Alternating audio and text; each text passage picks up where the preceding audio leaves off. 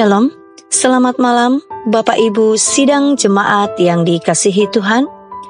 Puji syukur kepada Tuhan, malam hari ini kita boleh kembali bersama-sama mendengarkan renungan firman Tuhan. Namun sebelumnya mari kita siapkan hati kita berdoa. Bapa di dalam surga, puji syukur kembali kami panjatkan di hadirat-Mu. Terima kasih untuk kebaikan Tuhan dalam hidup kami. Terima kasih untuk kesempatan malam hari ini, untuk kami boleh kembali belajar akan kebenaran firman-Mu. Pakailah hamba-Mu yang lemah dan terbatas ini.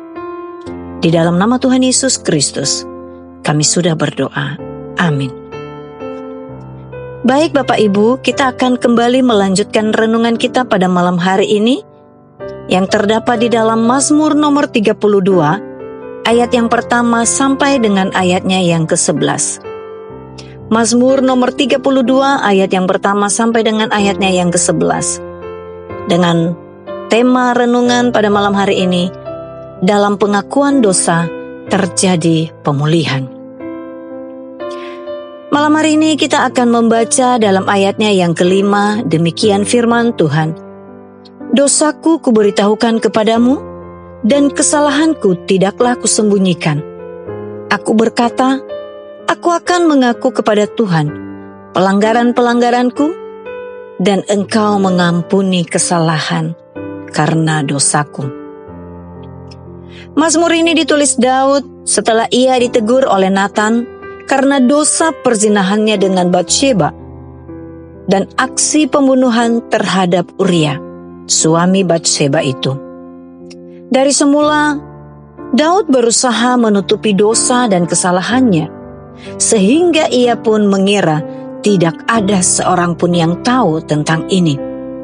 Daud berpikir bahwa rahasianya itu akan rapi tertutup dengan matinya Uria.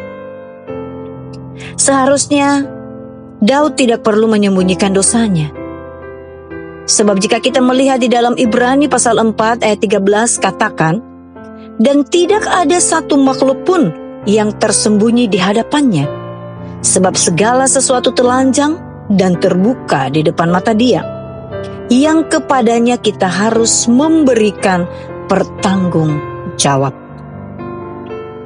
Kita bisa saja mengelabui pemimpin rohani kita, membohongi suami atau istri, membohongi rekan sepelayanan, dan sebagainya. Tetapi tidak seorang pun dapat membodohi atau membohongi Tuhan. Tidak ada tempat yang sanggup menutupnya, sehingga Tuhan tidak dapat melihat atau menjangkaunya. Tuhan tahu persis kejahatan yang dilakukan Daud, namun ia menunggu pengakuannya. Entah beberapa tahun Tuhan mendiamkan keadaan ini. Semakin hidup dalam kebohongan dan kemunafikan, semakin Daud mengalami penderitaan batin yang luar biasa. Dalam Mazmur nomor 32 ayat 3-4, sampai Tuhan membawa Daud kepada penyesalan dan tidak dapat berkilah lagi kecuali datang kepada Tuhan dan menyerah tanda tak mampu. Tuhan pun mengirim Nathan untuk menegur Daud, dan Daud pun menyadari kesalahan dan dosa yang telah diperbuatnya. Ia segera datang kepada Tuhan dan mengakui dosanya dan memohon pengampunan. Ayub pasal 5 ayat 17 katakan, sesungguhnya berbahagialah manusia yang ditegur Allah, sebab itu janganlah engkau menolak didikan yang maha kuasa.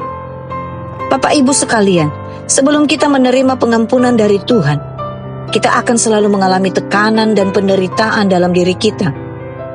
Titik balik terjadi setelah Daud datang kepada Tuhan dan menyesali dosa-dosanya. Tuhan mengampuni dosa-dosanya dan memulihkan keadaannya. Kematian Kristus di atas kayu salib adalah bukti nyata betapa Ia menanggung dosa dan pelanggaran kita, pengampunan yang Tuhan berikan supaya kita diselamatkan.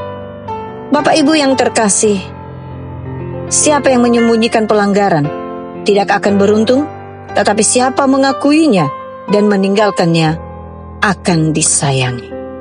Amsal pasal 28 ayat 13. Kiranya renungan firman Tuhan pada malam hari ini boleh menguatkan kita, boleh membangun kembali iman kita, agar kita boleh terus hidup di dalam kekudusan. Mari, lakukanlah pemberesan dan akuilah segala sesuatu di hadapan Tuhan, supaya terjadi pemulihan di antara kita. Puji nama Tuhan, mari kita berdoa. Terpujilah Engkau Bapa yang baik, bersyukur berterima kasih kami kepadamu untuk firman yang begitu indah, yang mengingatkan kami, yang mengajarkan kami, bahkan menegur kami, yang memperlihatkan segala sesuatu dosa-dosa pelanggaran kami, baik yang kami sengaja maupun yang tidak kami sengaja, baik di hadapan sesama kami, terlebih-lebih di hadapan-Mu Tuhan. Mampukan kami untuk melakukan pemberesan, mampukan kami Tuhan untuk berjalan seturut dengan kehendak-Mu, agar di dalam hidup kami, di dalam pekerjaan kami, di dalam keluarga kami, terjadi pemulihan. Di dalam nama Tuhan Yesus Kristus, kami sudah berdoa dan mengucap syukur. Amin.